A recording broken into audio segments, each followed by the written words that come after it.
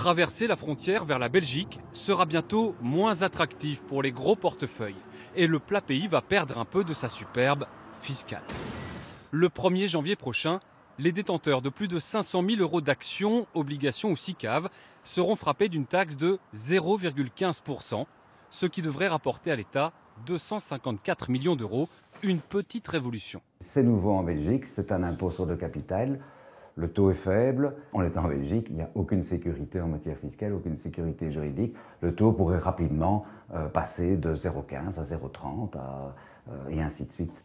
Est-ce de nature à inciter des exilés fiscaux à retourner en France? Il en faudrait bien plus, selon cet éditeur venu à Bruxelles il y a 12 ans pour payer moins d'impôts. Vous avez des gens qui sont venus pour l'IGF, ça s'appelait comme ça en 1981 quand Mitterrand l'a instauré, l'impôt sur les grandes fortunes. Le taux maximal était de 1,8.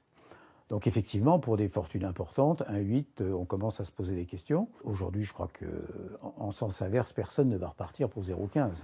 En revanche, cette nouvelle taxe, combinée à la suppression partielle de l'ISF en France, semble échauder quelques candidats à l'exil.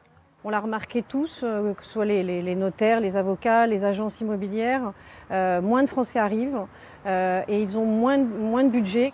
Est-ce par désamour fiscal avec la Belgique ou le fruit du hasard? Gérard Depardieu vient de mettre en vente sa maison de Néchin pour 1 200 000 €, 5 ans après y avoir élu domicile.